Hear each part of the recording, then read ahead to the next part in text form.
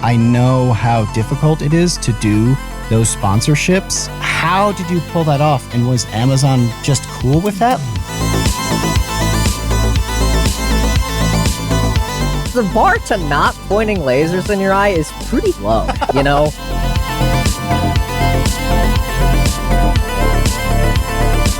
That's why it's hard for me to actually work with people. As much as I would like to do collaborations, it's just I just have this brain dead style of filming and editing stuff that makes it difficult.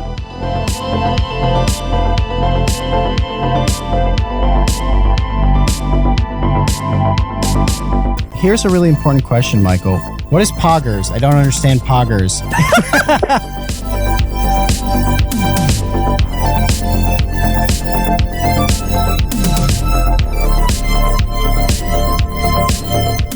How do you manage to convince your friends to keep trying out these systems that you invent?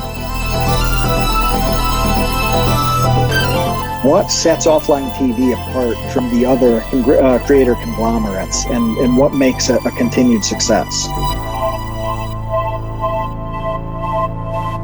Hey, welcome to the Create Unknown. I am Kevin Lieber. This is the home of Make Something Mean Something. We are live on Discord with our amazing patrons, and I'm also with, as always, Matthew Tabor, who's going to fill you in on the details of our guest. Our guest is somebody who is requested about every 7 minutes in the Discord server and has been for a year and a half that we've had the Discord up and running. And so there's been a lot of time to think about what this episode would mean once we finally did it.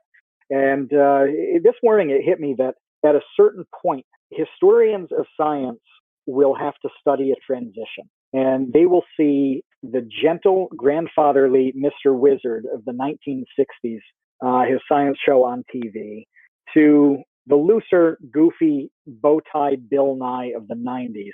And then they're going to see things like Vsauce with Michael, Kevin, and Jake. And then they're going to see something else happen. There'll be a freakish mutation in what was a fairly linear evolutionary chain. It'll have to explain Michael Reeves. Michael Reeves is the quintessential mad scientist of YouTube. Science on YouTube and engineering and all of that in 2020, people think of what he's doing. 3 years ago, he jumped on the scene with a robot that shines a laser in your eye, and he basically hasn't looked back since. He's got over 5 million subscribers now and more than 250 million with a B views.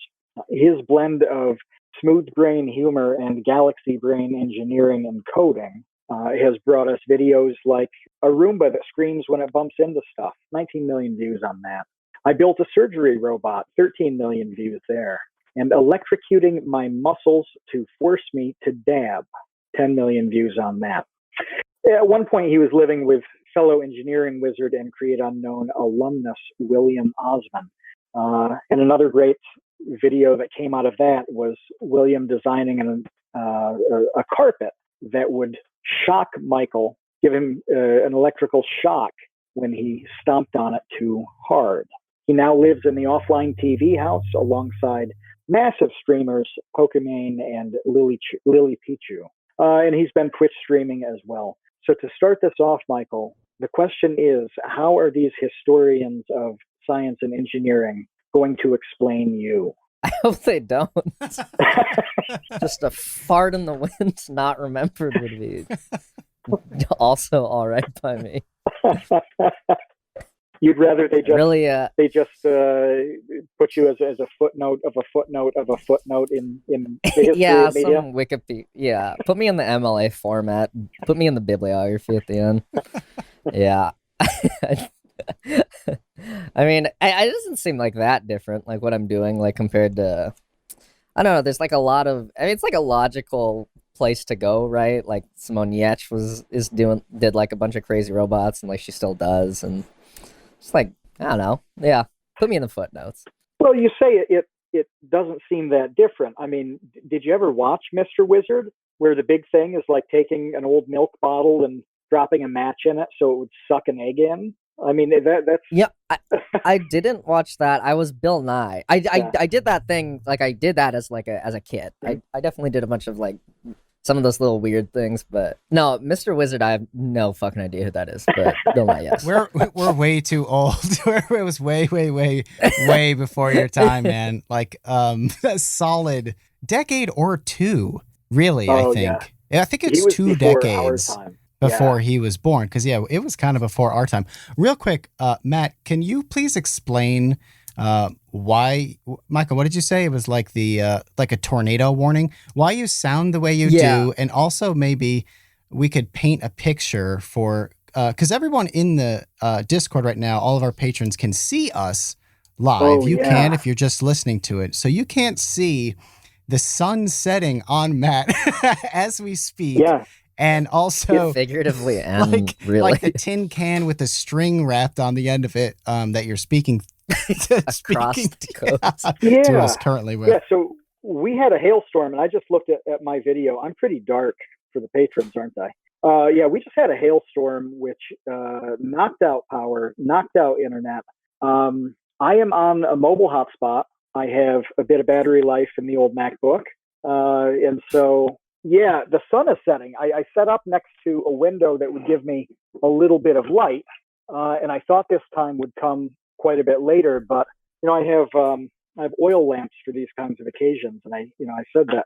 See, so I don't know if you could hear the match strike, but I'm firing up the oil lamp so that I can see, and hopefully the patrons can see me. But this is how dedicated we are. Nothing can stop us.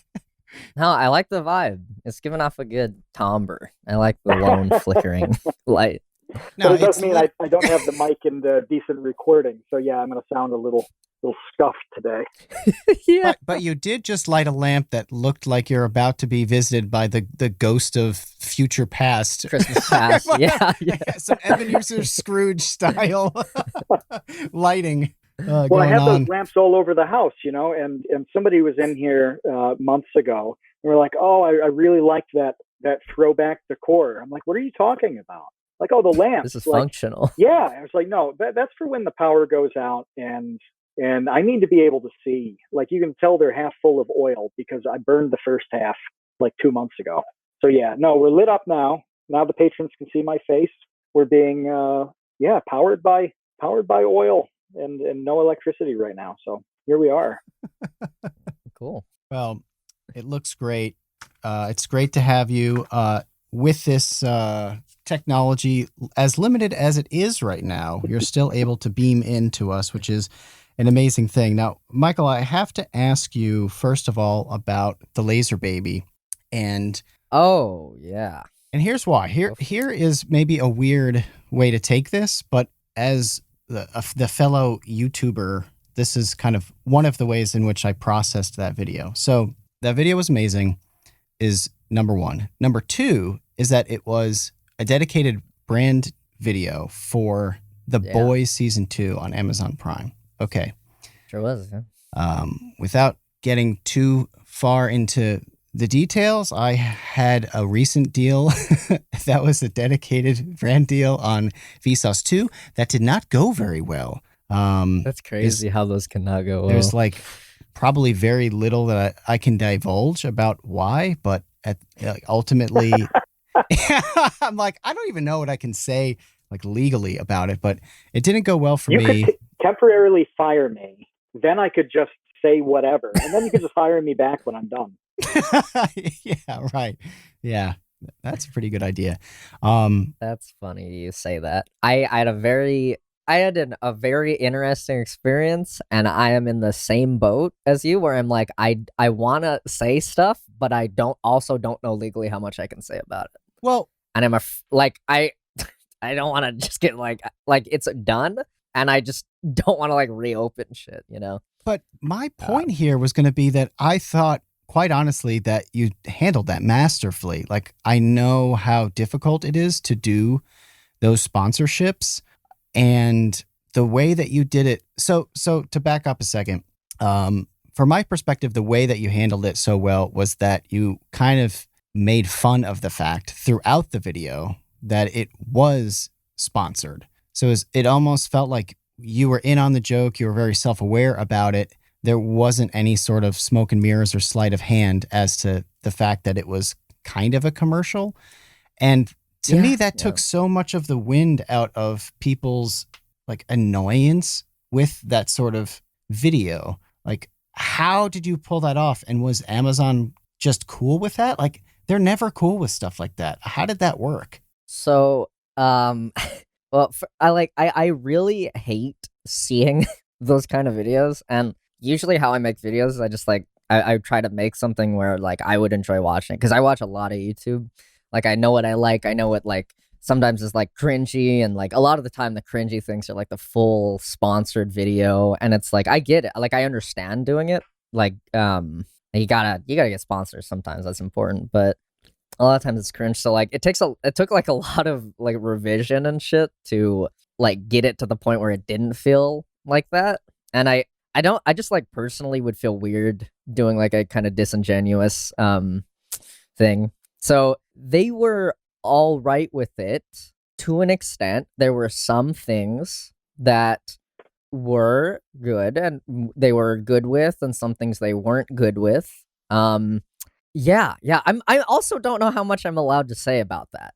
Were there things that you had like, to cut out? Legally. There were. I think I can say that. I don't think I can say what they were, but I can say that there were things I did have to cut out, and we went through, I would say, quite a few revisions to get to a point where like they could stomach what I was putting down. Yeah, but it was like a decent point. I was kind of hoping that they would have known, like I had given them what I was going to do, like, because we had multiple phone calls and meetings about it. I was hoping that I came across this. I tried to lay it down best I could, say this is what I want to do. And I think that put them somewhere near the ballpark, which is good to like prime them for being ready. But there were a lot of things that happened where it was like some people were not in on the priming of what was about to happen or what I was going to do. Yeah. But yeah, I'm like happy it's over. It was fun. It was a good experience for sure. Actually, a lot of the reason I did it was just because like, wow, this is fun. I mean, it's Amazon. That's badass. So got the experience. And how did you develop the idea of what happened in that video? I mean, where did out of all the possible things that you could have done, how did you wind up there? I think. I think.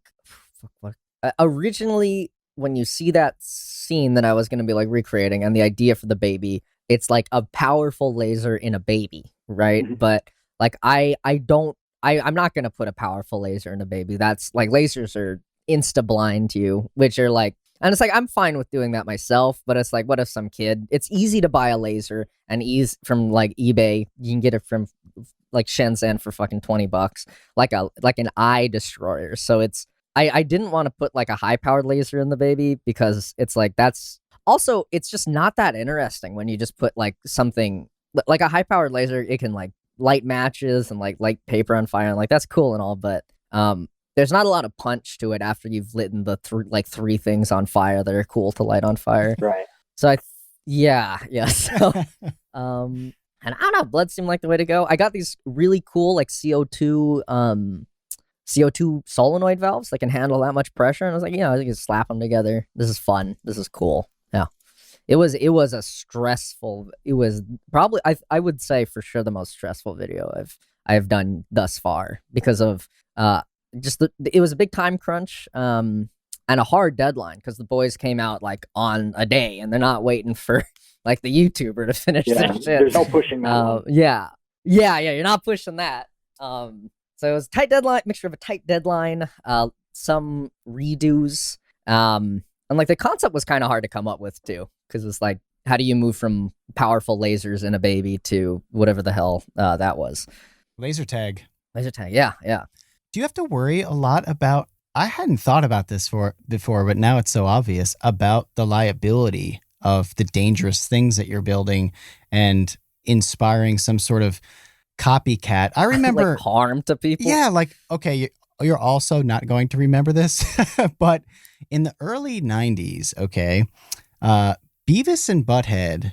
I watched Beavis and Butthead. Okay, there was a lawsuit in which some kid like burned his trailer down playing with matches or playing with a lighter, and And they tried to sue MTV for inspiring the kid to play with fire because Beavis and Butthead played with fire. Right. Yeah. No, I remember that. It was a huge deal. This was like a really, really big deal back then. Yeah. I don't think that they won. You think they settled? I don't really know what happened with that. I don't recall anything significant happening from it, but that happens on YouTube all the time. You know, Rusty Cage had a video about how to tie a noose, and people routinely give him a hard time based on, like, you know, suicidal situations with family members, and say, you know, like, my son watched your video or something like that. Like, you can't tell if it's a real comment or somebody just trying to get a rise out of him. But anything you put on YouTube is liable, you know, for having somebody claim that it inspired the bad thing, or, you know, the great thing that they did. How many people say, "Oh, I did this amazing stuff from watching YouTube," but it goes in both directions. And, you know, when you're cutting, like we talked to William about cutting busts with, you know, laser cutters, you know, the Vin Diesel, yeah, like that could go pretty wrong. You know, he's talking about how bad it smells when the ham and the cheese start to get scorched. Well, you know, that could easily be a hand. You know? Yeah. So yeah, we actually talked to him about that, didn't we? We talked to him about him burning himself with a laser and how that felt. You know, and so that kind of stuff happens when you're playing around with materials like that, whether you intend to be dangerous or not. Yeah. The idea I have is that if you can, like, hurt yourself easily, generally I don't want to do it, but a lot of the time it's kind of like security through obfuscation, where you're like for like a laser eye video, like if you're already, there are lasers on Amazon, like, or like you can get, also that laser was like the weakest possible one, but if you were like to make that robot, I assume that if you're able to make that and like set up all the stuff, you are smart enough to know not to point a laser, like a strong laser, in your eye. Most of the stuff that's dangerous is somewhat difficult, at least, to, like, if you weren't doing it. So like if you're able to like get the end product, the end dangerous machine or whatever, it like somewhere along the way you're like, the cogs are turning enough to know not to like stick your tongue in the 120 volts, right? That's the way I try to think about it. I do kind of look out for it, though, sort of. That reminds me of the device we had in the physics class that was a big wand, you know, and you could adjust the current and the voltage on it. And, you know, the game was, I can set this to 10,000 volts and put it to my tongue and it doesn't kill me, because the current is really what matters on this. And it seemed like, you know, a really fun thing at the time, but, you know, making a mistake on that setting and you're in trouble. Yeah, instant death. It does remind me that after that lawsuit, and this just popped into my head, because then I started thinking, you know, does Michael need like a disclaimer before his videos? Beavis and Butthead added one. Do you remember that? They had this like kind of joking but also serious disclaimer before every episode that was like, Beavis and Butthead are not real. They're cartoons. Some of the things they do will cause a person to get expelled, exploded, possibly deported. To put it another way, don't try this at home. They had that thing before every episode. And South Park has a disclaimer, but theirs is more about not getting sued by people they parody, I think. I think they just don't want to get sued by like Barbra Streisand or Sally Struthers or whatever. But yeah, I mean, you're right. Like if somebody is smart enough to build a robot that performs surgery, then hopefully they're safe about it. Because the bar to not pointing lasers in your eye is pretty fucking low, you know? You don't have to be like fucking genius, big brain, wrinkled brain to know not to do a lot of those things. It's very easy to not do. So we get this, you know, we understand what your content is and isn't. We work in you know, this vertical, and all the patrons are extremely familiar with what you do and what we do and all that. That's fine. That's fine. But what do you run into with brands where, you know, they tend not to have, you know, control over a video topic, but how many times have you wanted some kind of sponsorship thing, and they say, well, what's the video about, so we can give it the old thumbs up, so it's brand safe, whatever, and you're like, oh, well, I've just designed, an app that controls cluster bombs in the case of a civil war. Like, what kind of pushback have brands given you? I've actually had like very little.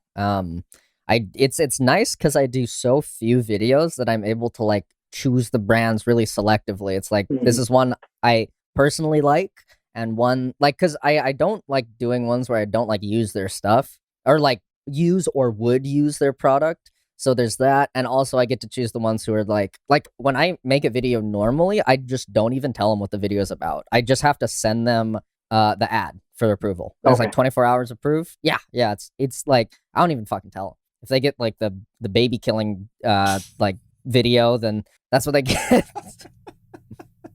It's amazing to me because like on Vsauce too, it's like, you're either going to get this paradox video or you're going to get this math game video. You never know. It's going to be a crapshoot. But for you, it's like, okay, we're either going to be like stabbing mannequins full of blood bags, or I'm going to be like lighting things on fire with an electric chair or whatever. Like the Waldo one I watched earlier today. So if you guys haven't seen it, Michael made a video where, what was the premise? You were upset that you read something about an AI being able to find Where's Waldo incredibly quickly. So you wanted... That was a stupid fucking premise. Yeah, I know. That's what I liked about it, though. That's what I really liked about it. I was like, this is so dumb that it's genius, because who thinks of this? Well, how did that come about?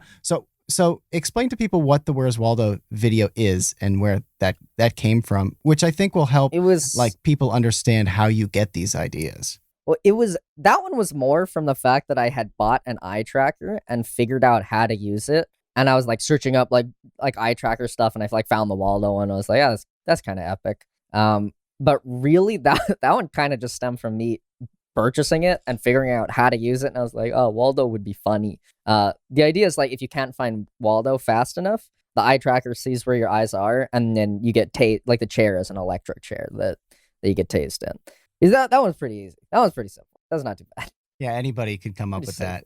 I mean, I should have made that video.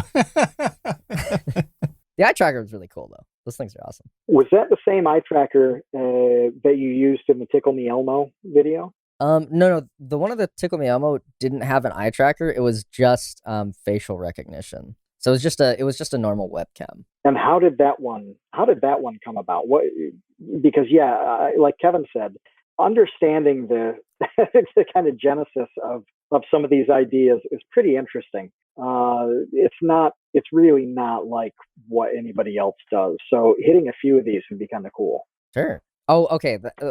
Trigger Me Elmo was like one of my favorite, because it's one of my favorite because it's an idea that me and my friends made up before I knew how to code or how to do anything software or tech at all. Like, I didn't know any, it wasn't like in high school. My friends were like, what if, no, it's called Trigger Me Elmo instead. And it's racist based on your race. And like, I love that we just like made a joke out of it, like out of the, like randomly. And then like 2 years, 3 years later, I'm like, oh, I can build that. That would be funny. That's so cool. Like that we had an idea. The idea was there as a joke, but then like it got to the point where I could actually make it. It was just awesome. And the doll had facial recognition in its eyes, right? And it was kind of a two-parter where it had facial recognition on the front end, so like the doll could recognize faces, and there's like a if I remember right, there's like a heat value where if it saw your face for a long enough time, it would know that there's a face in the frame, and then it would take that face and it would then export the image to I think it's called Kairos API that does like a lot of the heavy machine learning, like for actually figuring out your race. And then that returns like JSON data to you, and then the doll is able to act on that. So the whole thing takes like a second or like a second to do. So it takes That was the kind of image, the workflow. sends it to a database for comparison, spits a result back to Elmo, who then can basically gently abuse you based on the race it's identified. Yeah, exactly. Yes. Okay. Yeah. All pretty quick. Big loop. It's a big, very convoluted, and annoying. And what did your mother think about that? She thought it was funny. She liked it. She thought it was all right and just walked away. I don't think she really understood what was happening with it. But I love the layers here. So a couple of weeks ago, we talked to Chris from Cyanide and Happiness, and we were talking about comic writing, and we're talking about comedy. And one of the things that I pointed out that always kind of fascinates me and breaks my brain a little bit is when a joke has like 5 layers to it, where it's not just like one good joke. It's just like, it's like a sandwich. It's like the bread is good, and then the meat is good, and then the cheese is good, and then the vegetables are good. And all of a sudden you have a great sandwich. And to me, your videos are my favorite on YouTube right now, because I feel like they are, this is getting like way too esoteric, I think, but I feel like they are this great sandwich in which you have this basic bread, this basic premise, which is always good to get you in the door. It's the thumbnail, it's the title, it's, I built a surgery robot. Like, that's the bread. But then within the video, it's never just that. There's always like 97 other ridiculous things that you add to it that make it so fascinating. Because if somebody came up with that one good idea, like, I'm going to build a surgery robot, that could be a really boring video. Like, let's face it. Like, it could, maybe you don't come up with filling the, maybe you don't come up with like inviting Pokimane in to use like the motion sensor to control the thing and then stab it with a gigantic knife and then fill that thing that it stabbed, the mannequin, with a blood bag so blood goes everywhere. Do you see where I'm going with this? Am I just rambling? I know No, I understand what you're saying. Like, I can't repeat it back to you, but I understand what you're saying. Your videos are a delicious sandwich. That's all I'm saying. Thank you. Does that process and complexity, do you think it makes it easier or harder to work with other people? Because you gotta know that not a whole lot of people operate in that way. Like, yeah, way harder. Oh, it does? So much harder. Yeah, so much harder. It's because like I have a really just dumb way of working on videos and stuff in general. Like it's just like, even the way I film is like, I don't film it all and then go to edit. I'll film it like the intro, and then I'll go to Premiere up in my room, and then I'll put it in, I'll edit it all together, and then I'll go downstairs and I'll film like the next scene, and I'll take the SD card and like fucking scamper upstairs and do the whole thing again.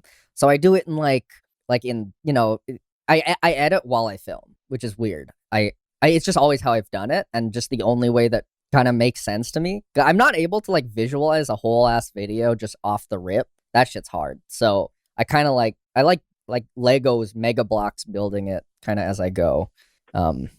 It's just easier to visualize for me.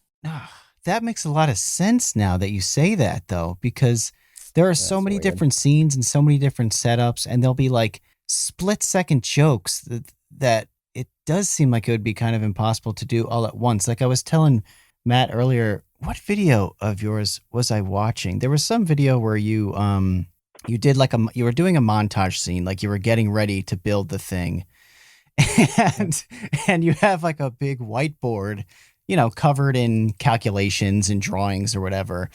But then the scene is you just drawing like a crudely cartoonish penis on the whiteboard.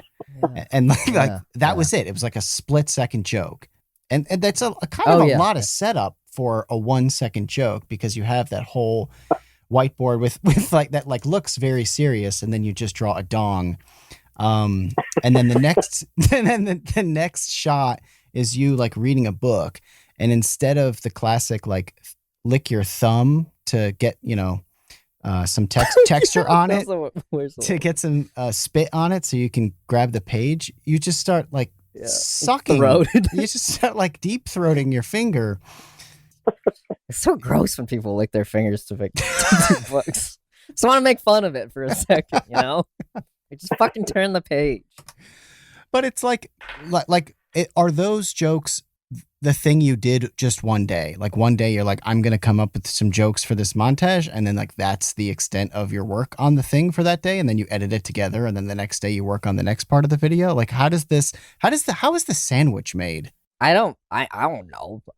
I'll go upstairs. Like the intro is usually the hardest part, actually, because it's like I'm going from nothing to build off of. It's like a Minecraft block.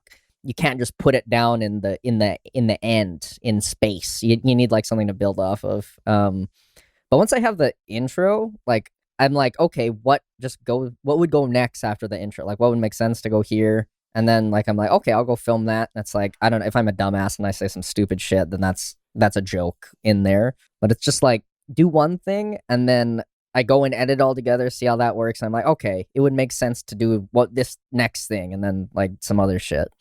It's very hard for me to do anything else. I don't like the other way where you just film everything, plan it, and then go. That's why it's hard for me to like actually work with people. As much as I like would like to do collaborations, it's just like I just have this brain dead style of filming and editing stuff that makes it difficult. I'm guessing you just said that it's hard not just on collaborations, but getting people to help you with anything too. I mean, if you tried to get the assistance of different kinds, or somebody to edit your stuff, how would they be able to fit in the system? Oh God, no, yeah, they can. I thought about it. No, you can't edit. Like, I can't ever get an editor doing this way because it's just painful. Because like they don't know like what I'm like thinking and where it should fit in. I think I always have to edit my own things. The only thing I could ever imagine getting assistance on is like some of the like more abstract tech stuff, and only if like they can do something that I can't. So I was thinking about getting someone to like a good EE to like assist me. But even then, it's more like, hey, I need you to build this thing beforehand, and then I can do my thing on it. It's very hard to like work directly and get help for something specifically. It's tough. It's weird. But yeah, I have a hard time changing it. So I don't think I'm gonna. I'm not like actively looking for any help anytime soon. So maybe on like some minor technical stuff for like things I can't do. Yeah, we did that with Alan Pan on Vsauce 2. Yeah. Reached out to him and asked him that motherfucker stole my clothes. Your clothes? You know that? No. Why? Know that? Why does he have your that clothes? That bastard stole my. If you watch all of his recent videos, he's wearing shirts that are too small for him because they're my fucking shirts. It was at the last house with Will. I'm sorry to tangent on you, but he fucking why does Alan Pan steal your clothes? Well, I moved out of that house, and then that house had like, I had a room, closet, my clothes, and it was all the clothes I didn't take with me, so it wasn't that big a deal. But there's a party, and they were just like giving away the stuff I left there, which I was fine with. But he took all my fucking clothes. So you see all his videos, all his recent videos. Alan Pan, he's wearing, let me guess, the purple shirt. That NASA shirt. That NASA shirt's mine. I think like every video since he got them, he has stole them, has been in one of my shirts. Yeah, they're all too small for him. Is he trying to absorb your essence? Why does he need your shirts? We're going to have Alan on and ask him about this shirt theft. This is funny. And it puts us in such an odd position because we've evidently worked with a thief now. Somebody we've actively supported his criminal behavior. Well, they were giving them away. I guess it's not really stealing. It's just accepting a gift that wasn't yours to give, I guess. Oh man, Alan's great. He's awesome. He built an electronic snakes and ladders board game for Vsauce 2. So that's the story I was going to tell, was that we approached him and said, hey, we need an electronic snakes and ladders game, and when you win, something happens. And he was like, okay, and just built that from scratch. So I think maybe that's the sort of collab you're talking about, where you can just build it all yourself and then present it. Mm-hmm. before we move on to anything else, so I want to circle back a second on the video making process.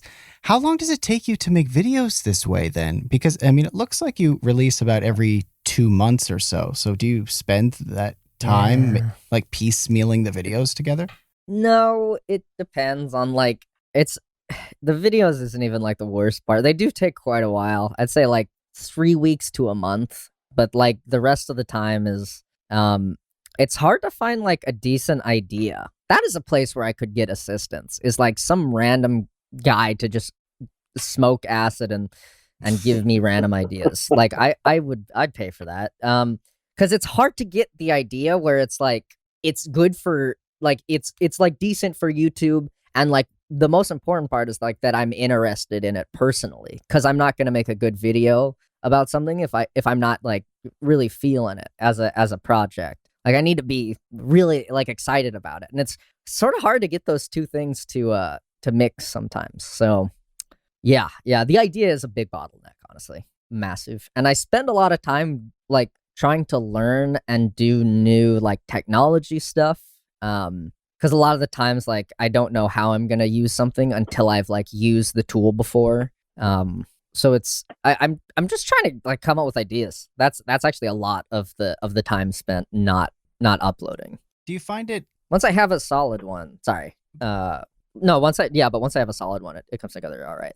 Okay. Yeah, I was just going to ask, do you find it limiting being on YouTube in what shows up well on camera? Because I remember last year we did a video on Russian roulette, and the demo for that ended up being a balloon Kevin. My wife made a balloon version of me, so it was just like a little Kevin in a flannel shirt and a balloon head.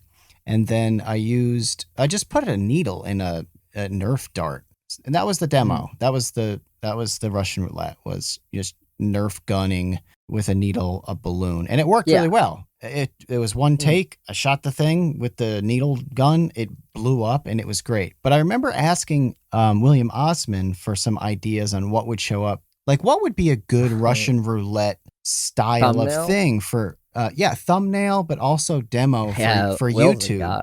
And I asked him if like some sort of electrocution thing would be good, because I know, he had done that with the carpet, and you've done it with various things. And he actually didn't like that idea for me for the Russian roulette thing, because he was like, yeah, you get shocked, but like, so what? His idea was a cannon. And I'm like, dude, I don't know where to get a cannon. Like, I don't know how to procure a cannon, William. So I'm going to have to pass on the cannon. But he's like, you should shoot a watermelon with a cannon. I'm like, yes, that would be cool, but I don't know how to do that. So the question is, like, is that like a wall that you run into? Is what sort of thing can you build that will show up well on camera? I try to not have it be like that as much. It's something I think about, but I try to not have it completely invade what I'm doing.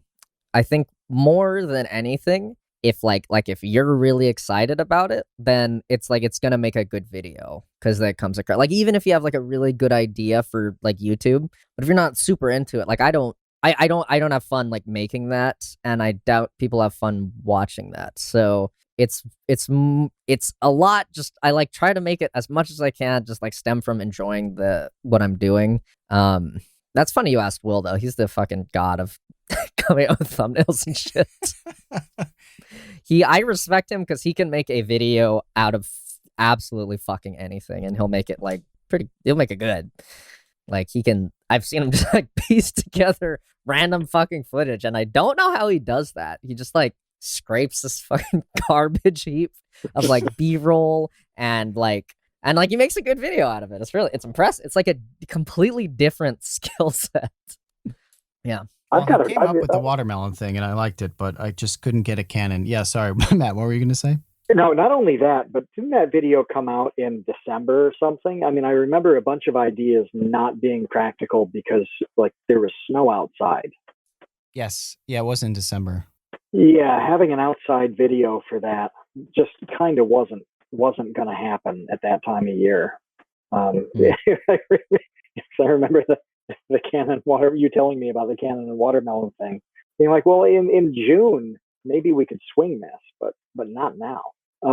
Oh, So wait, before you continue, that's what it was. The cannon was going to have multiple fuses. It was going to have 6 fuses, and you didn't know which fuse would actually Did the make thing. the cannonball fire. That's where the roulette came into it. That's what it was. That's a good idea.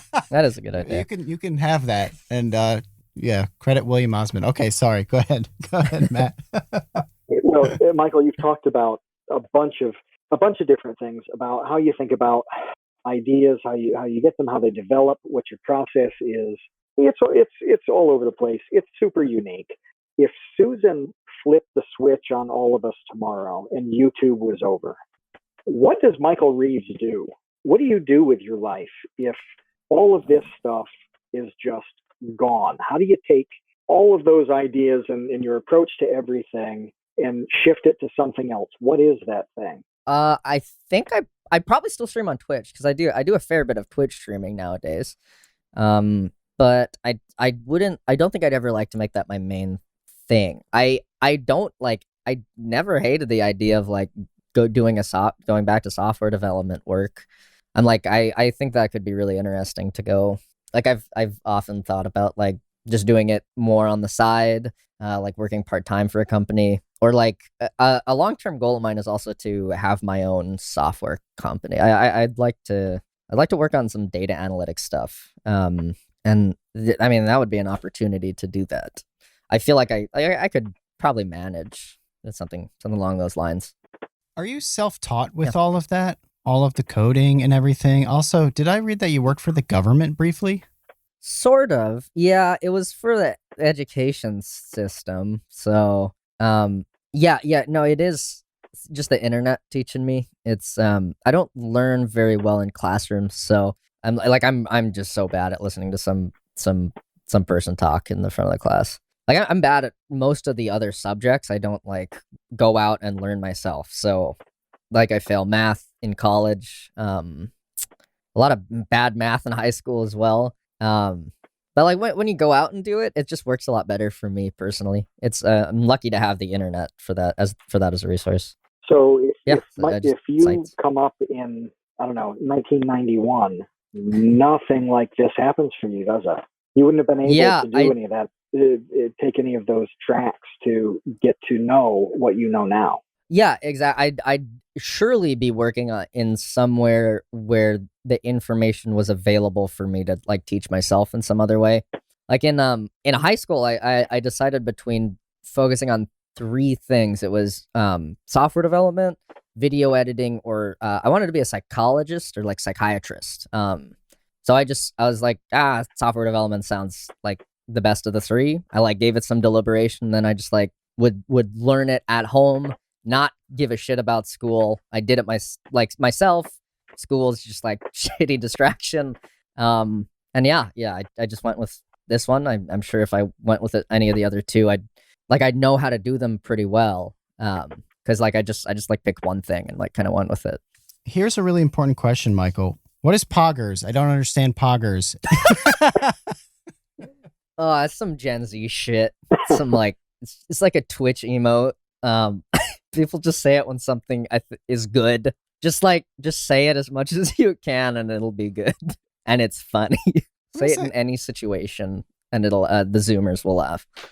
That's it. That's all it is. Yeah, it's just like something cool happened. I would say something cool happened. You say poggers. It's fucking like just like parrot it out. It's also really funny to say. Do you deploy the poggers in real life? Like you're in a conversation? Oh yeah, I say all that. Oh yeah, I'll say some really dumb Zoomer shit all the time. I'll just scream that, and it's epic. I love the different comedy stylings of 2020. We truly live in an era where you don't have to like come up with stand-up.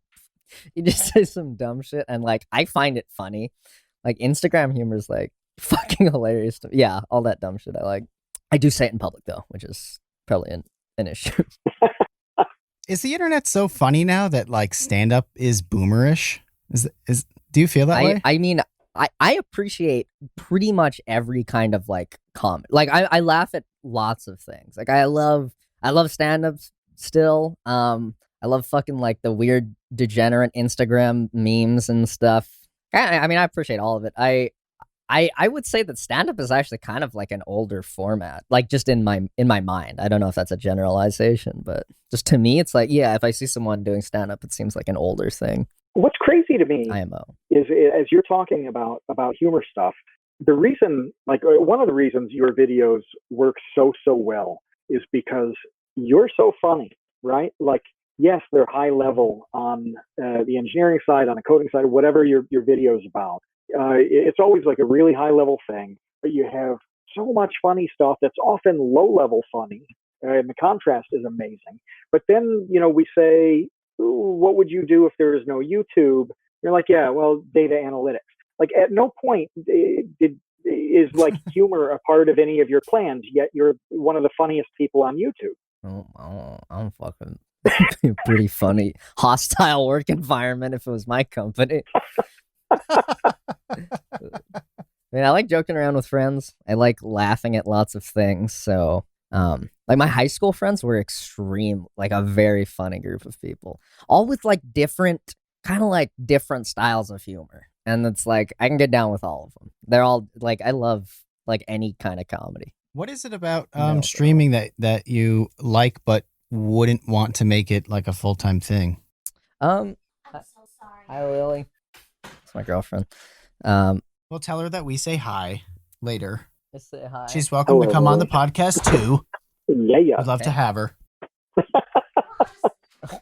But, oh yeah. Anyway, I like that it is just. Actually, a lot of the reason I like it is because it's not my full-time thing. I don't think I would like being a full-time streamer because I live in a house of streamers, and I hear just like from whoever, like other streamers, that it's like, I think it's very stressful for it to become your full-time thing, because like if you don't upload a video for 2 months on YouTube, it's like kind of okay. Like you guys, people don't expect it, but on streaming, it's like fucking every single day. If you're not streaming, like you're missing out on like viewership. Oh shit, my like follower count or like sub count will drop. I think it's very stressful and a lot less freedom to do like whatever you want, which is something that's pretty important to me personally. So it's not a job I could do full time, I don't think. And if I did, it might be like a little less fun to me. Right now, it's just like this random shit I do for funsies on the side, and I like it for a whole bunch of reasons because I can do that. Yeah, we haven't talked to any streamers at all. Not full time, have we? Well, we talked to Weiss. Yeah, Weiss. Weiss does it a lot. A few weeks ago. Yeah, Weiss does it a lot, but Weiss is like reliably on Twitch at like 7:30 Eastern every night. I get the notification. He's, you talk about being set in a schedule like that and having the obligations that are almost daily. That's such a good example of it, because I get that notification reliably right around 7:30. Yeah, it works for some people. I think structure is good for some people. I'm bad with structure, so it's just not my thing. Something I can do whenever's, which I like. I love that. Could you have a boss ever? Yeah, I've had bosses. I have a pretty big problem with authority, so it's not very fun. But like I've generally worked pretty well with bosses. Hasn't been too bad. Yeah, like when I did work, it was like I work all right in the workplace. I do my job and they do theirs. How are you as a boss, or how would you be? I'm all right. I've done some. I've been in situations where I'm less of a boss, more of like a software team, like saying what to do, kind of like architecting like what we're going to be doing. I've been in that position, and I think I perform all right. Yeah, I'd say I'm like average. I'm like average. I don't know if I would be. It's a skill I'd probably want to work on if I were to ever be in that position, like owning a company.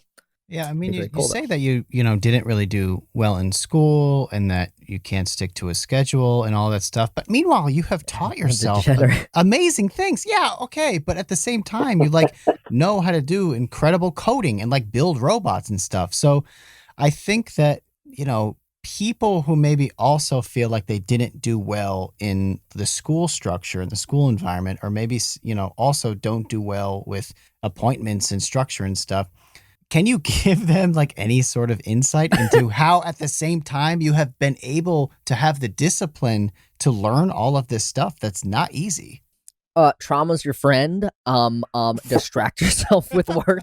Uh, a lot of it. I think that actually for people like that, it's good to just like pick one thing and just like dump all you got into it. Like pick some. I pick software. I could have just as easily have picked psychology or video editing was the other one. But just picking one thing and just fucking just fucking everyday bro.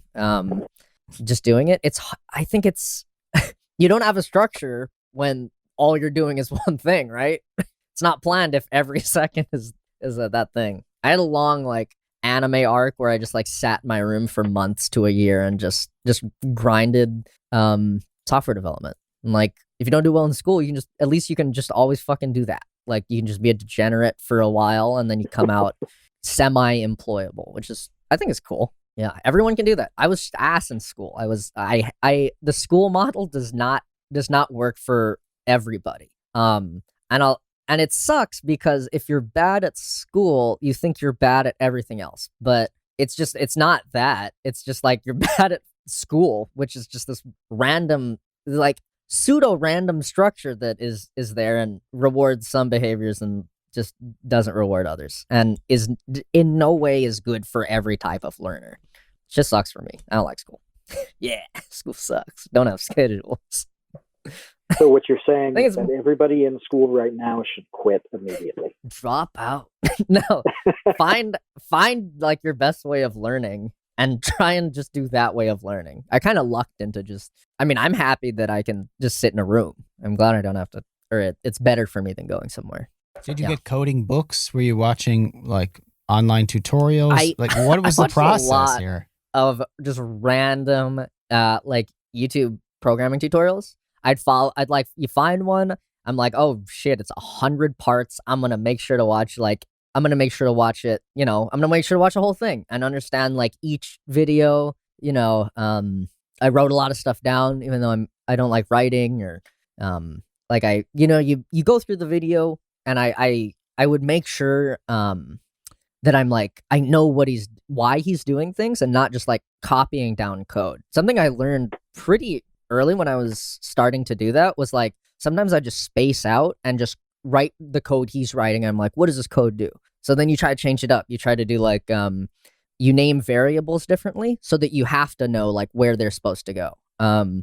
Just like being mindful of that was very important. But yeah, in the end, lots of just free YouTube tutorials. I think I got like a lynda.com course, some Skillshare courses, a Udemy course, which is like, it's like fucking, what is it, like 10, 15 bucks? Yeah, it's always to get cheap that like kind that. of, it's so cheap. Yeah. It's ridiculously cheap. I see deals on bundles that are, you know, it's like software development Humble bundle.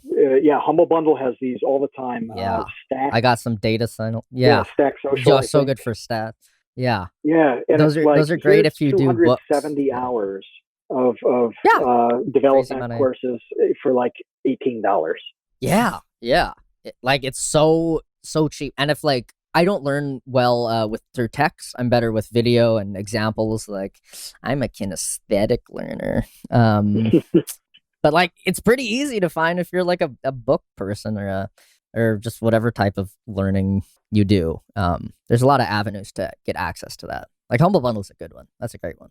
I wonder if the point here though is that because we do have this access to this insane amount of knowledge and learning for basically pennies, and it seems like a lot of people don't take advantage of that. Like very few people take advantage of that. And I wonder if it is that they're overwhelmed by the choices and that you just literally honed in on one and made a conscious effort and stuck to that choice of, okay, I'm going to learn coding and I'm not going to mess around with everything else. I'm just going to do that. And who knows where that will lead. And you never could have guessed when you were learning coding at the beginning that you were going to end up programming Tickle Me Elmos later on in life for YouTube, right? Yeah, of course not. You just kind of picked one thing and went with it. A lot of it was also because I was bad at other things. I needed anything to be good at because I was getting like close to, I started coding like pretty late in high school. I'd say junior year. And I was like, fuck, I'm going to be unemployable. I'm going to be a NEET and I'm going to sit. You know what a NEET is? Not in employment, education, or training. Yeah, or essential training. Wait. Say it again. What's the acronym? Not in employment or essential training. NEET. I was a NEET. It's like so it's just like, you know, you're doing not, you know, a lot. But yeah, I didn't have anything I was good at. Yeah, I got my pennies dollars. I had a steady my dividends paid NEET bucks. My stock portfolio is mostly NEET. Yeah, no, I had fucking nothing going on, so it's like, oh, I don't want to be homeless. I need to at least give me one thing. And I was like, okay, we'll learn one thing, and that was that. So, and when you learn one thing, like very rarely are you able to like skill cap yourself on that one thing. There are a million things that you can like keep learning and go into, and so you can branch, you can go deeper. Yeah, you can always just like get better at like just pick one thing. At least for me, it worked. Yeah. But I think it's important, and I've heard other people talk about how they were bad at school, but then excelled outside of it. That I think it's important for people to hear instances like this, where, I mean, to a degree, I wasn't like a straight A student in school either, but that was really mostly like an application problem in terms of not being like super interested in some of the classes and the disciplines and stuff. And also I had no creative classes offered to me in high school at all. There was nothing. Like I always joke. Is that something you were looking for? Huh? Is that something you were like looking for, like jonesing for a creative class? I wasn't, because I didn't even know it was a thing. It wasn't until like my second year in college when my roommate took a film class, and his assignment was just to make like a short film, and like the assignment was going to be on like jump cuts, like making clean edits. That I was like, hold on. That's awesome. Wait, you could do like, this is also school? You could do a class where you like make a creative project and that's what you get graded on? It's not just, you know, writing history papers? I don't understand. That's amazing. I want to do that and more of that. But it took me pretty late in life to realize that, because it just wasn't offered to me, as it is in a lot of other schools. Because I always make fun of, in a lighthearted way, Jake from Vsauce 3, because he had all of these amazing classes in high school on like music editing and like, you know, like film class. And he get, you know, it's like, oh, for your test, for your finals, it's make a music video. It's like, what? That's a thing? That's awesome. We could do that? We had no options, you know, and Kevin and I went to the same school. So we had the same lack of options, right? I did welding and basic electronics. That's so cool. That is really cool. You know, because I what wish else was we there? had a welding class. Fuck. That's cool. No, yeah, We've got a welder in the baby gang, by the way. Kat is studying welding, and now that everything is online, his plan for welding training has been upended. And so he's doing online welding education right now. And it's pretty wild to hear him talk about it each day. That's really cool. I was actually looking at MIG welders just last night. Oh, nice. I was just about to buy one. And then I found out it sucks at aluminum, and I thought about buying a TIG. That's very cool. That is really cool. Let me tell you a secret that most people who weld don't know. You need to wear a mask at all times. So when I was welding, I had a couple of really quick, kind of timely little jobs that had to be done. And for whatever reason, it's been too long. This was 20 years ago, so I don't remember. I didn't wear a mask because I realized that if I closed my eyes, I could actually see through my eyelids to complete the weld. And oh my God. Yeah. That's fucked. Yeah. And like that was fine. It worked fine. The weird thing is it gave me essentially a sunburn on my eyelids. Yeah, it's literally sunburn. It's UV. Yeah, and that is painful as hell all day long, having the sunburn on your eyelids. Sunburn. But years later, we were talking about this last week in the baby gang. Now it's been 20 years, and I have a few floaters in my eyes. Well, maybe it was the welding without protective gear. So whether you go MIG or TIG or something else, they won't tell you this. They just won't. But put on the masks and the glasses. You really should. Oh, I got the mask already. I already got the fast, like the one that reacts to different light levels. I already bought it. Oh, that thing's crazy. Cool. Very cool. Yeah, I just got a plasma cutter as well. Yeah, it instantly darkens. I think as soon as it sees a light high enough, yeah, you don't have to mess with your vision stuff. Very cool. But yeah, we didn't have outlets for a whole lot of anything, and in literally episode number 1 of The Create Unknown was with Destin Sandlin, Smarter Every Day. And we talked a bit about the Science Olympiad competitions then. We had some after school stuff like that, but even that, it's not purely creative. It's not like, film editing and music production and this and that. That stuff wasn't available, and we didn't have at that time a way to jump online and really get it. But now, I mean, any goofy idea you can come up with, you could have like 10 years of essentially free coursework at your disposal the next day. Yeah, that's true. My high school did not offer a lot. Huh? What are you welding? Yeah. Are you welding something for a future video? I just think it would be a cool skill to have. I think those things are cool. I do random shit all the time that I don't put in videos just for my own sake, just for funsies.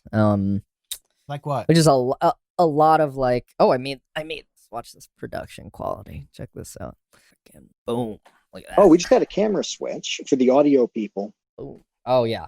I made so this was I was working on this on my stream. And I just soldered it completely upside down. So the other day I just made this tiny shitty little aluminum stand in the garage. I mean, I didn't do it on stream or anything, but it's I do random stupid stuff like this. I do it a bunch. Just for fun, sanity. How did you make the aluminum stand? Nice. How did you make the aluminum stand? Not welded. Yeah, that's what I was wondering. It's just you can't weld it. I got a bandsaw and just cut out these pieces. I cut this on a miter angle. There's two. There's I drilled into this side and then tapped a thread and then screwed in with M5 and then just cut it off with a Dremel and sanded it down to be flush with the ground. It's fun. I mean, I don't ever want to make this this content. This is just some stupid shit. But it's fun to get those little skills. Not specifically for some content reason. It's sometimes you I think sometimes you need to have the tool before you can make the product. Because I would never have known that I could have made a triggered Me Elmo, or that's a bad example, or a screaming Roomba thing if I hadn't learned what Raspberry Pis and speakers could do, and learn the electronics first. So I if you learn a bunch of random shit, then the ideas are easier to come. I just want to mention that our patrons just got an impromptu Michael Reeves video, and if you're just listening to the show, I am really sorry to say that you just missed out on that by not being here with us. That was amazing. I love it. Stupid shit like that's super fun. Yeah, I'd like to learn a bunch of other things that are not specifically YouTube oriented. I really want to buy a CNC machine. That sounds like a blast. Those gigantic? Yeah. They're really big. It depends on which one you buy. Yeah. They have some home gamer ones, but that would be badass. A lot of why I like streaming too is because I can do stuff that wouldn't be good on YouTube. I can just do my random projects and hang out with people on stream, and I get to do whatevers, which is that's why I like it being a part-time thing for streaming. I can just do like right now. You want to see what I'm working on for streaming? Yes. Here. We're gonna get another free show. So this is my piss cup project. Oh, okay. we're gonna need right. We're going to Oh, need man. plentiful This is so good. description for the Oh, this is audio so good. episode Okay. of what's happening So, right now. oh no, my battery. You This just said that is so a matter of funnel factly. So okay, and a sorry. flow meter sensor, right? This is a funnel and a flow meter sensor. And so when you put liquid through this, you can detect the interrupts on this little ESP32 board, which is like it's like an Arduino that smokes crack. It's an Arduino that connects over the network. It can do WebSocket, it can do HTTP stuff. It's very cool. And so I go to the bathroom just so much on stream. Because I have this my bladder popped once when I was in high school. I'll tell you about that later if you want to hear. But I piss a lot, so I track it with this. I'm making the building of this on stream. So I'm gonna put this in my toilet. We're on like the later stages of the project. I piss into the funnel, and then it sends that data to a WebSocket server on my computer that makes an OBS overlay for my stream that is a cup filling up with piss. And there's like combo meters, and I'm data logging everything in a Mongo database, and so you can call it back, do data science on my piss. It's like I can't make this a video, but I think it's fun, and I like doing it on stream is badass. Why really can't cool. you make it a video? I learned because we're going to make this a highlight on the highlights channel. Well, I don't like. I like this. This is fun. More.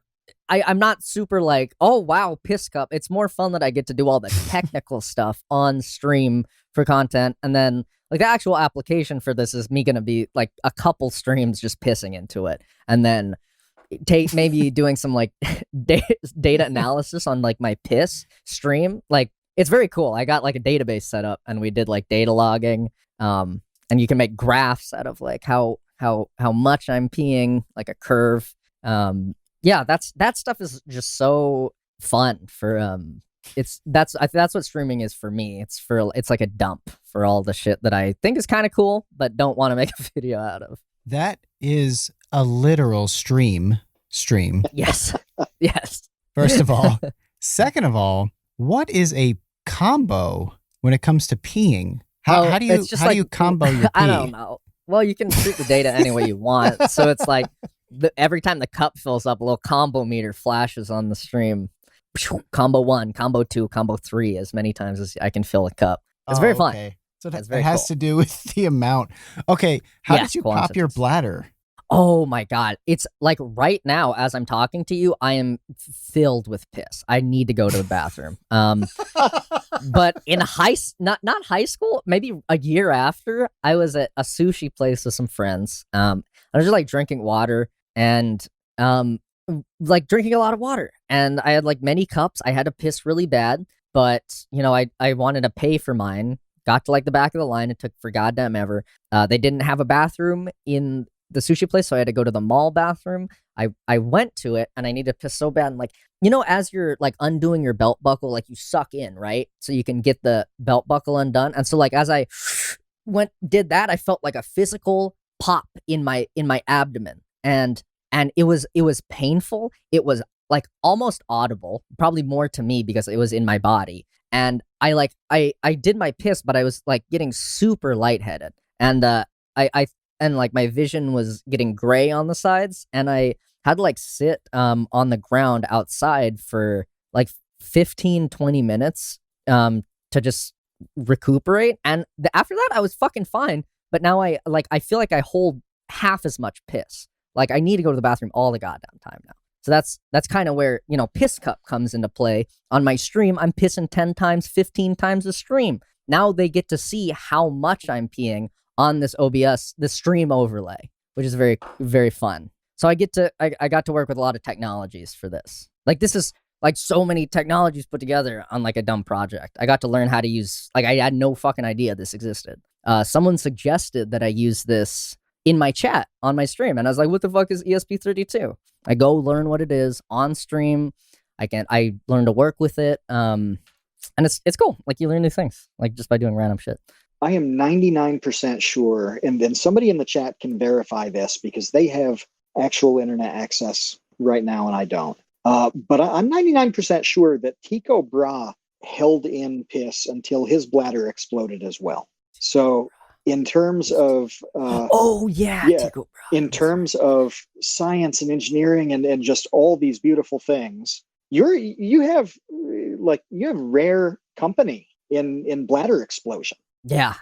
I mean, breathing rare air up here with the people with 1/4 capacity bladders. Yeah, it did kill him though. So, and it seems not to have killed you. Yeah, I was too strong for that. I thought I had to go to the hospital. I thought I had like internal bleeding. That's what I was going to ask. I guess You didn't go to a doctor and haven't? And no. Have you ever mentioned this to a medical? And my parents are nurses. I was like, hey, Mom, one time my bladder popped. She was like, goes to the doctor. And I haven't because it's not like caused any other stuff. By the way, do you guys mind if I go to the bathroom? No, go quick? ahead.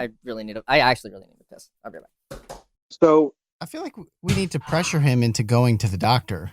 I don't know. Because I like this storyline better. I think it's more valuable to us that it continues than he fixes his problem. I don't want him to die because of not going to the doctor for a hole in his bladder. Dan asks if this is the first piss break. No, it's not.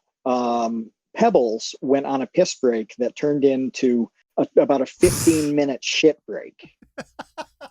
And I've taken one or two, but it's easy for me because I can send Kevin a message and just say like, hey, run this for the next 60 seconds. I got to dip out. So no, I've jumped out once or twice because I drink like almost 2 gallons of water a day. But yeah, Jake Roper says he can only poop when listening to the Create Unknown. So it must have been nice when we went to weekly because before that he was going every 2 weeks without pooping. Wait, did I ever tell you my weekly poop guy story? You didn't, but now's a good time for it. All right. Here's my. It's not that exciting, but it just gives you a little flavor of like the variety of human being we have on this planet. So, this is a friend of a friend sort of thing. It's not a guy that I knew, but it was a coworker of a very close friend of mine who would poop once a week, Sunday nights, and there was like a very specific time. I don't know if it was like 9 p.m. or what exactly time it was, but it was specific. And he had like a specific rotation of magazines that he would bring because different magazines would come throughout the month, and he would read specific magazines on, specific Sunday poop sessions, cover to cover once a week, while he did his weekly like bowel unloading. But you'd got to think by like Saturday night, that guy is just like brimming with feces. The volume at that point has to be tremendous. It really does. It's got to be very unhealthy.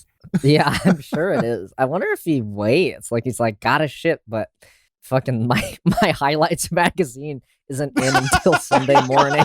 I need to wait. I have to. Yeah, he's got to do his image search at the back of Highlights magazine, or else he can't poop. Oh my God. While you were gone, I said to Matt, we need to convince Michael to go to a doctor and at least just discuss this bladder thing. Yeah, I don't support that at all because I like the idea. I like the idea of thinking there's a leak in your bladder, like air coming out of a tire, and there's just all of your organs are perpetually just swimming in piss. Yeah, they're just ruminating in it. I've thought about if that happens. I think you like get infections if that happens. I mean, urine. I've had to think about it a lot. So that's good. Is it? Yeah, urine's okay. Yeah. I mean, if it's like an intestinal leak, you're going to have a problem. But I don't know what would be bad about that. We do have. Oh, Jeff, it's not debunked. It's relatively sterile, and that's what matters. It rounds up. That's how sterility works. Yeah, but you're walking around like a human waterbed, but the water is pee. Slosh. It's just sloshing around inside your torso. Sorry, guys. Peas up. Maybe that's where the ideas come from. The ideas are from the fist sloshing around your brain. That's the secret to immortality, man. I'm telling you. We've Just replace You gotta spinal coat- fluid. we've answered the It's like- question that we led with. How are they going to explain Michael Reeves? We just did. A piss water balloon.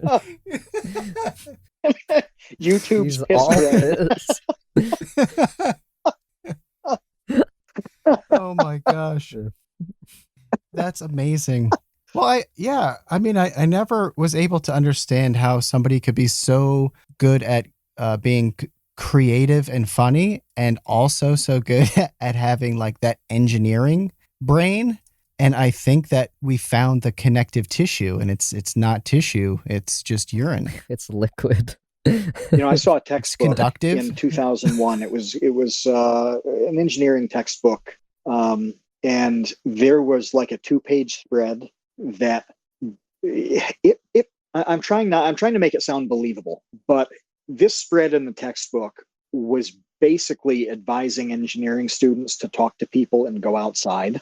Like, Yeah, I see it. yeah, and so you really don't encounter as frequently, people who have the booming personality and the wild humor and all that, and the engineering knowledge.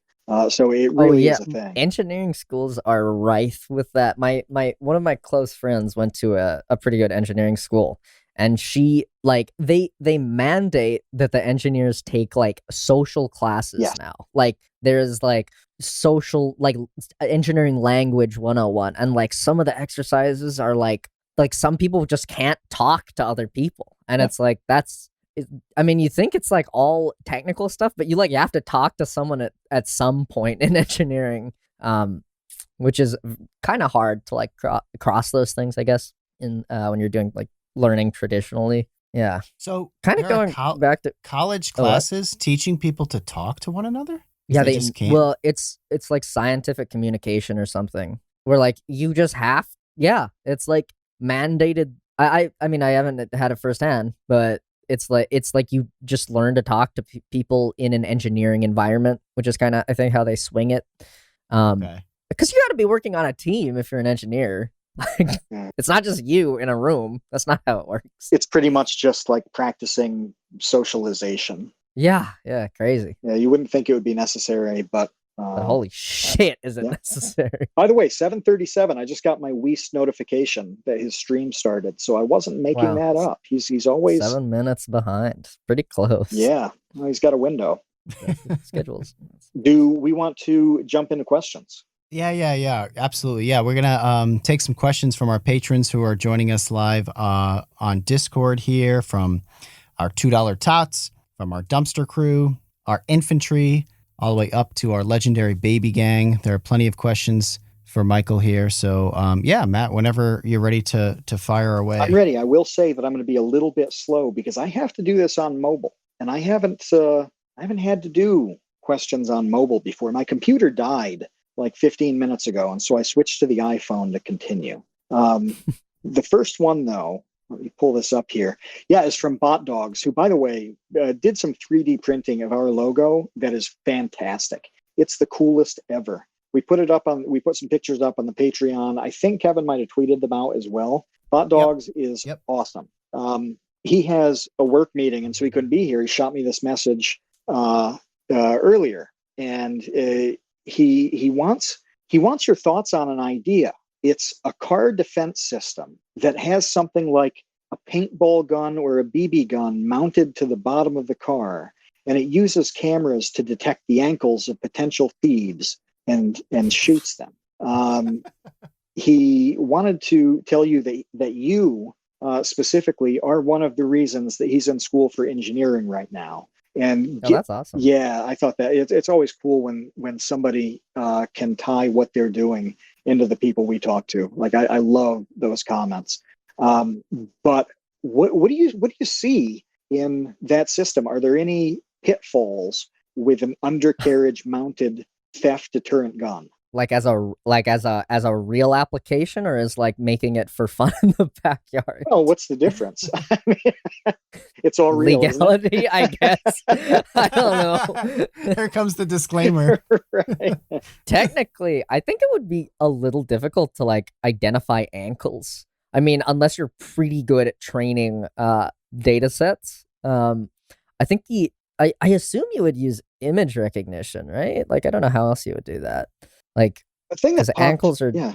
different. The thing that popped into my head was how do you determine intent? You know, so he said detecting potential thieves. Like, how can you tell the difference between somebody about to steal my car and like my mom getting in the back seat? You're gonna have to turn on theft deterrent when you leave, so you know. Imagine you're just parked in the Walmart parking lot, and you have to like walk between cars in order to get to yours, and all of a sudden you just get blasted in the ankles with paintballs.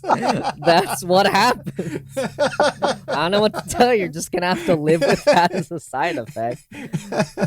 You could hook it up though to something like I don't know, like if the window's getting fiddled with or something like that, so that let's say somebody puts like a Chinese menu underneath the windshield wiper in the parking lot, or some mundane thing like that. That wouldn't be enough to trigger it. The windshield wiper isn't going to do it. But if they're playing with the windows, maybe that activates the system. Yeah, you probably just leverage like the existing car alarm. Like you go in there, you could probably I tap into like random shit a lot all the time, like where you can get the line that I don't know what triggers a car alarm, but there's always an output, right? So you just tap into whatever the electrical output is, and then have that be a step check for your paintball gun, right? So only in the case the alarm is going will it look at ankles and shoot. Interesting. And maybe something like Jeff that. in the Baby Gang says that he would have on him some kind of RFID thing that would detect and disarm the car alarm. So he's already thinking of how to get around this undercarriage turret. That's tough. Either you shoot too many people or not enough people, man. Yeah, so we got some questions from Jake Roper, who sometimes uses the name Vsauce3 on the youtube.com. One question is for Kevin and I. Do we feel bad that Michael's microphone is better than ours? Well, I've explained my circumstances, Jacob. So no, I don't feel bad. I feel like a hero for being here when nature conspired against me. A martyr of sorts. But he has an FMK for you, Michael. And your three choices to F, M, or K are an ambrosia salad, Jabril's, and a baby turtle. Marry Jabril's, kill the baby turtle, fuck the ambrosia salad. I'm not a fan that of is correct. That is correct. That was the correct answer. That was the correct answer, sir. Yes. Tell him what he won, Johnny. You get an under ankle foot turret for your car. So Isaac, also from Baby Gang, asks, what watch lists do you believe you are on now due to the research and production of your videos? Oh god, there's gotta be fucking something, huh? I bet I mean, probably not realistically many. The most realistic I could imagine would be like a FCC for like transmission. I've done some shit with that. Certain websites I've done a lot of like random data logging of random websites for just personal projects. I'm sure some of those have like, why did this IP call our API 10 million times in the last month? I'm on there somewhere. I wonder if you put your browser history on eBay, what the bid would get up to. My browser history is not that bad. Okay. I go into incognito if there's some bad shit. I'll leave it there. Let me see. This is from Risebread. Do you prefer working on software or hardware? Depends on the day. Usually I'd say software, but if like depends on what it is, it really does. You can have really boring software, really fun hardware, vice versa. Yeah. Like I really like doing some of the hardware for that surgery machine. I remember doing the carriage for that. It was a very fun time. I would just open my garage door. I'd put on some like my music on Spotify, and then I'd just like jam out and put together like these shitty carriages for the surgery machine. Usually I would say software though. A little follow up to his question is how do you manage to convince your friends to keep trying out these systems that you invent? At what point do they just start saying no? They're usually down with it. I like to mix it up so the last group of people forgot about how bad it was. Helps that I make videos like every 2 months too. So you spread out the torture? Yeah, exactly. Oh, sorry. Every time there's a new pin, it moves my screen, so I have to scroll back down. Oh, well, I actually have a question I forgot to ask, and I have to know. And that has to do with you living in this house, this offline TV house, and then building crazy stuff. How does that work? Is the garage your laboratory? Yeah, I have commandeered the garage. No one else has a car, sort of, thankfully. So garage, have. It's not massive, but it's my kingdom of dirt and shit that I have very tightly packed everything I own into that garage. It's nice. I'm hoping to get like more space at some point. I want that CNC machine, man. I need it. That's going to take up a fair bit, won't it? Yeah. Well, it depends on the one you get, but it'll take up like a good solid chunk of real estate, which sucks. But dude, they're so cool. I would like to learn machining as my next thing. It would be awesome.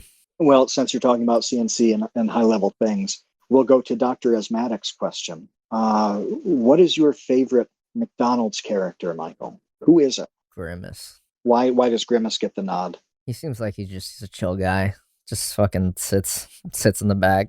Tell him not to say too much. There's not a whole lot going on up there, but you know what is probably all right.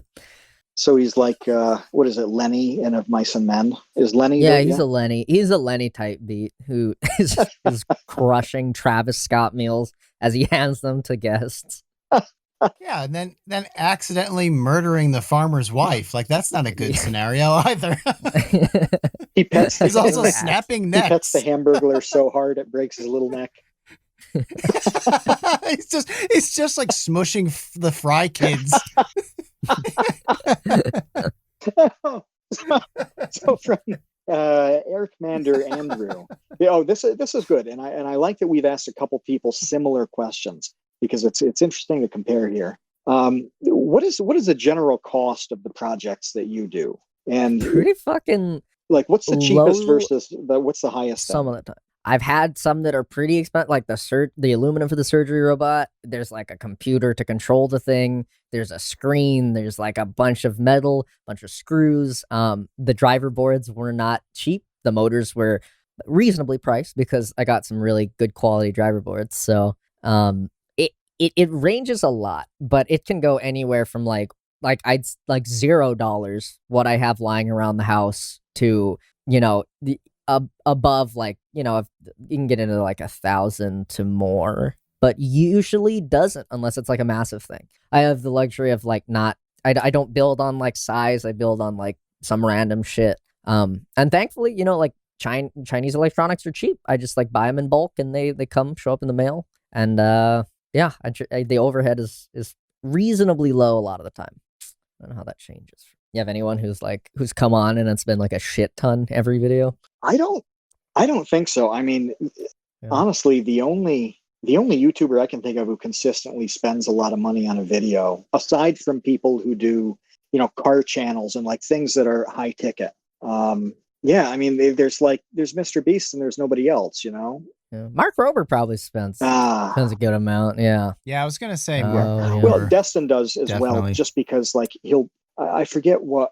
Like he'll take a trip somewhere and like spend a year working on something like that. Those expenses have to add up, but it's not so much like I bought this $37,000 thing for a video. It's more like I invested all of this time and travel and this and that. Yeah. So James has a question about your style. When in your earlier videos, you dropped your share of F-bombs and B-bombs. I still say those. Yeah, well, that's what I thought. I mean, I'm reading this, I'm thinking like, well, yeah, he did, but what's changed there? Yeah, I definitely still do that. Did you just not care at all about monetization stuff?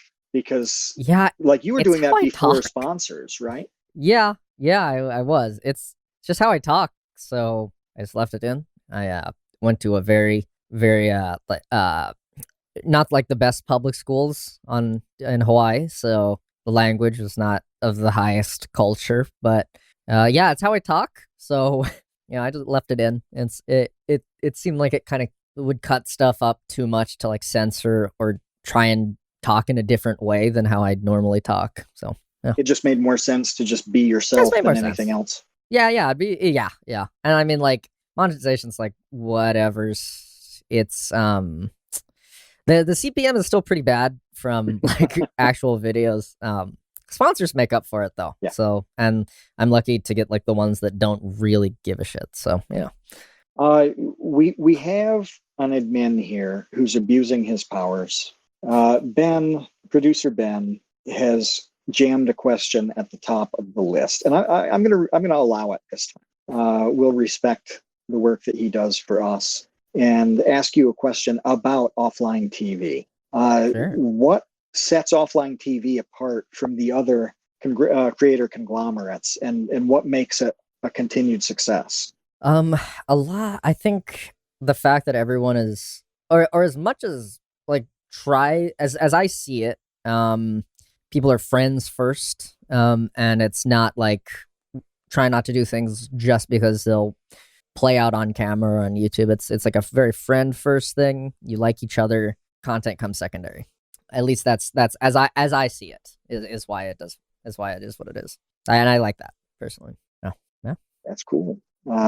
Kudos is going back to videos, and we touched on this a little bit as we talked earlier, but if you didn't care about any limitations on the platform of YouTube, ad stuff, sponsor stuff was not an issue at all. You just get to make any video you want.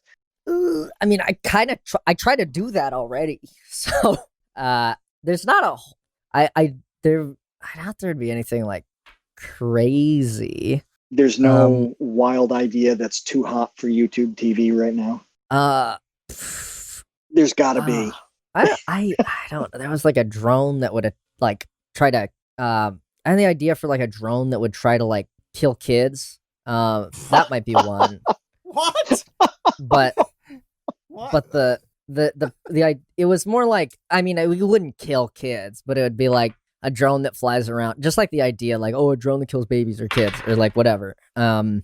Would be that was an idea I had and realized it was pretty hard technically to pull off, and it wasn't something where I was like, oh, I'm really feeling this. That one's like a little, it's not like an amazing idea. Well, we need some life advice for my satellite. Should he eat Oreos or Chips Ahoy or wild card goldfish? I like Oreos. Oreos are the most versatile. Kevin, what do you think? I was gonna say, and I was gonna tweet this, but nobody would care. But I'm gonna say it now because we're all here, we're all listening to the podcast. Oreos has gone off the deep end, I think, in a lot of ways, and it's really with their kind of different things. They are really kind of stretching the idea of the Oreo these days. I saw a new Oreo that the Oreo part, like the cookie part, is not Oreo. It's I don't remember what it was, but it was like shortbread or something. I'm like, that's not an Oreo any longer. Oreo? They've just become a frosting sandwich. Yeah, that's just a different cookie, pal. Like, what are you doing? Like, I get the different filling, and I'm okay with that, like a peanut butter Oreo. But the Oreo cookie is the Oreo. You can't just replace that with like a chocolate chip cookie and call it an Oreo. Get out of here. You have to diversify your market share somehow.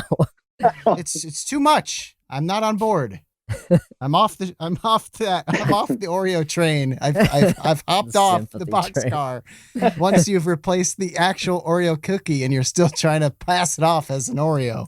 That's ridiculous. What next? Trev's dad. Oreo. Trev's dad is hearkening back to the Laser Baby video. He wants to know, what superpower would you want And what kind of superpowered person would you want to fight?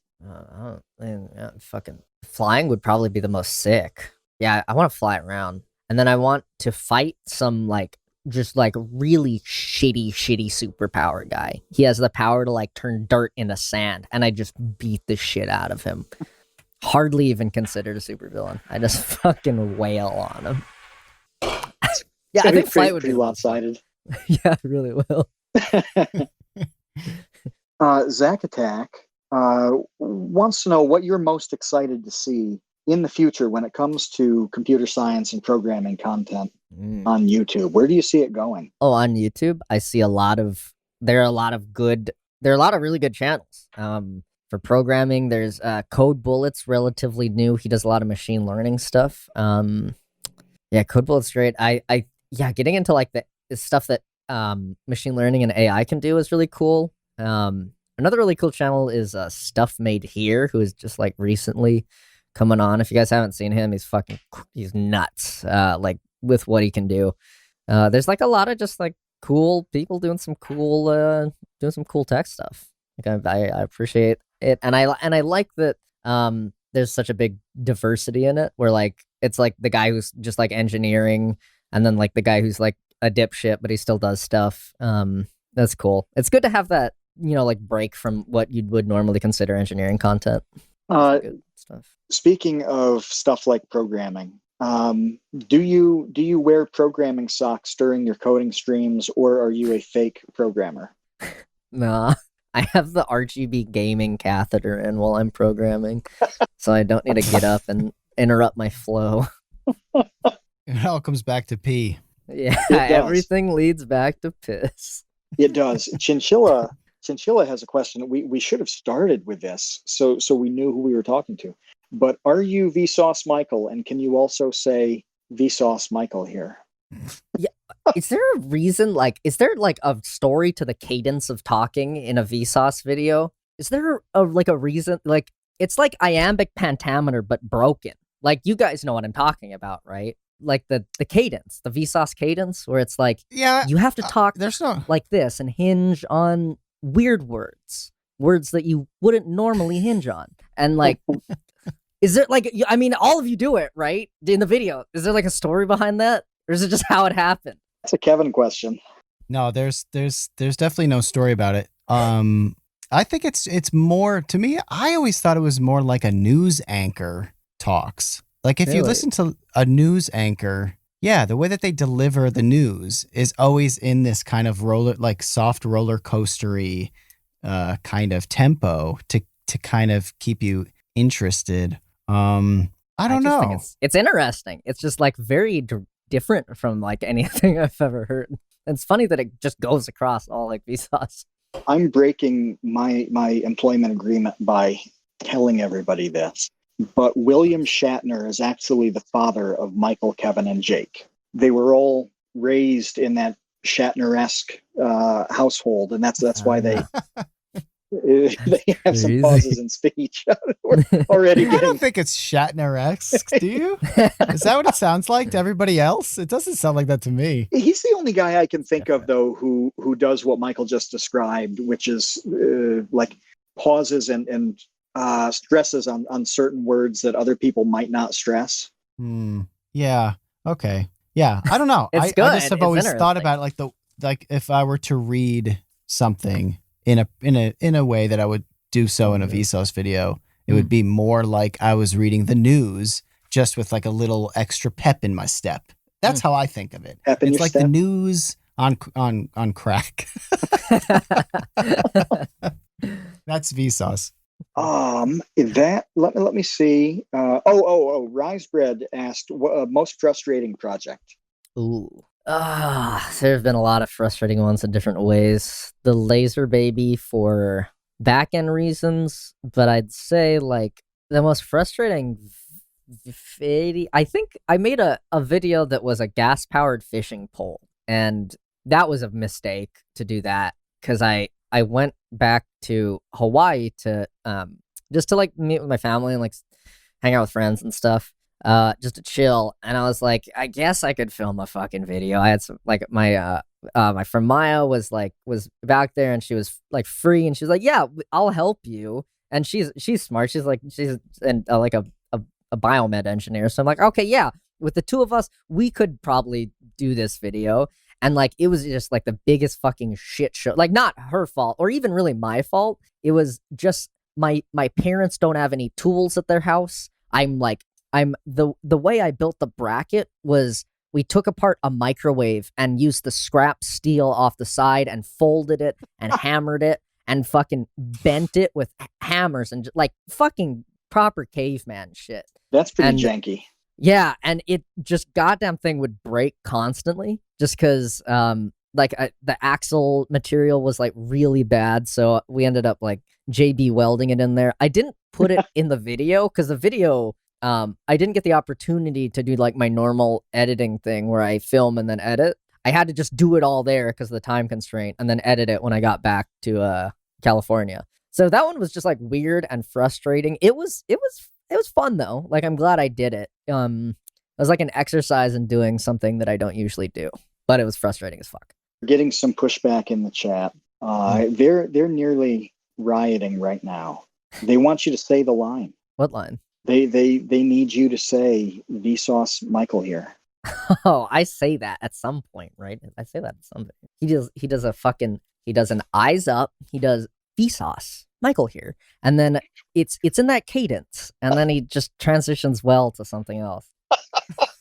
Like his mind is somewhere else. Like, it's just no life behind the eyes. Something else is on his mind. Well, I think we also have a creative prompt, don't we, Kevin? Because I think we do need a sponsor for this episode. Yes. We need a sponsor. We like to ask our guests just a creative question to put them on the spot a little bit. And our question here to you is that, like, look, man, we don't have a sponsor right now for this episode. Eagle Brand Sardines is hitting some tough times with the COVID. Yeah. So they're not selling too many sardines these days. They've pulled back on their marketing budget, and we were the first to suffer. Yeah. So we need a sponsor for this episode, and you can just come up with one right now and do an ad read for your sponsor for this episode of The Create Unknown. Has anyone ever just like plugged themselves? This video is sponsored by Michael Reeves' YouTube channel. This video has been sponsored by Piss Cup Ltd. Finest piss cup metrics that you've ever fucking seen. Data reporting. They have piss cup graphs. They have data visualization. This is the company I'm gonna make. Yeah, you can be sponsored by Piss Cup. Where can we go to find out more? You go to piss. Oh no. You can come to my house. Any terrible URL that you try to make up almost certainly exists. Yeah, I actually have one that's my merch. It's called Piss Baby. That was gonna work, but I got the URL pissbaby.art for my merchandise, so I was gonna say that one. And that's active enough? Oh yeah, that's it's like some dumb merch I made on stream. It's that pissbaby.art is alive and well. Sponsored. So we do have an official sponsor for this episode. It is pissbaby.art. Yes. It's Track out and about. Pee today. Oh, and it's linked in the episode chat. Dan just popped it in. So everybody who's listening live can click that in a bit when we're done and check out the Michael Reeves shop. Yeah, buy some merch. All right. It's all dumb. One more thing before we let you go. It's very important, Michael. Oh no. Yeah.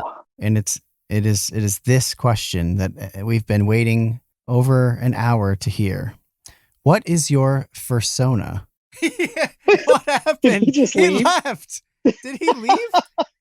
Hello? Oh, that's so weird. Did it cut out? Oh, yeah. Yeah. That's not. I thought you just. That's crazy. Like slammed the door on my face. That's crazy. What was the sense? That's crazy. What was the question? That's what made it so funny, dude. That's what made it so funny. What was the question? The question is, what is your fursona? He left again. Oh. Maybe his fursona is invisible.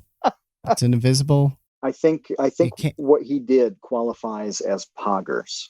That is poggers. I learned something today.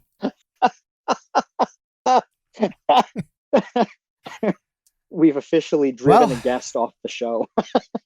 I know. That's crazy. Cut out again. I know. I don't. It just keeps cutting out. I guess I don't know. Maybe it's really cursed. Maybe I should just move on. Strange.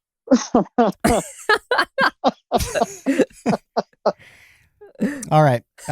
I before we do let you go though, one thing I do want to ask is do you have a sword next to your bed? What is that behind you? Yeah. Is that a sword? Yeah, my girlfriend keeps. So he's walked away from the mic. All I heard was my girlfriend, and now he's walking to a sword. It's a sword. It's huge. You can cut things, you can hit things. It's a smashing tool, it's a slashing tool, it's a stabbing tool. You can do all kinds of stuff with that. It's like 4 feet long. That's for home defense. That's it's a Castle Doctrine state, thing? California. Not a lot of people know that, but as long as you use a sword, it is Castle Doctrine. Can't be guns, though. Oh my gosh. Well, that's it. I have no more questions. Michael, thank you so much for joining us. Thanks for having me. It was a blast. I can't wait for your next video. Like I said, best stuff on YouTube. Go to Michael Reeves' channel, his poorly organized channel page. You got to take care of that channel page, man. I like it how it is. You can't even find your new video. I like it how it looks. All right, so go to Michael Reeves' poorly organized channel page and click on videos so that you can see his new videos. I recommend watching all of them at your earliest convenience. We'll pop all the links in, and we'll put one directly to the videos page, so you don't have to wade through the abomination. But yeah, we'll put all the links in. We'll do it to pissbaby.art. We'll do it to the YouTube channel. We'll do it to your Twitch as well. We'll make sure that everything that anybody wants is down there and clickable. Nice. Thank you. Yeah, thanks for having me on. I appreciate it. And thanks again to all of our patrons. If you want to join us for our live recordings, just go to patreon.com/thecreateunknown. Become a $2 tot. You know, you start there. Before you know it, you've slid into the dumpster crew. You're covered in garbage. It feels pretty good. It's nice and warm. You emerge, enter the infantry. You know, you get a rifle and like a helmet. And before you know it, you're in the baby gang, and you're just... You're smoking baby gang cigarettes, and you got your leather jacket and your shades, and you're fighting in alleyways with giant prop swords like Michael has next to his bed. There's a real sword. Oh, sorry, a real sword. It functions as a real sword. Yeah. But yeah, man, it's a pleasure. Thank you again so much. Yeah, thanks for having me. It was great. Until then, we'll see you, Space Cowboys. Thanks for listening to The Create Unknown. We'd like to thank everyone who makes this show happen, and especially our patrons. A very special shout out to our associate producing Baby Gang, Trev's Dead, Boromir, Bot Dogs, Cat, Conrad, James from the Upside Down, Jeff Davis, Patrick Pister, Baseweight, and to our ever-vigilant infantry, Jen Mafasanti, Kevin with an E. Menard, Mikhail Steinke, Monsieur Chinchilla, Ryan Steer, Sean Malone, Triple Question Mark, and Monahan.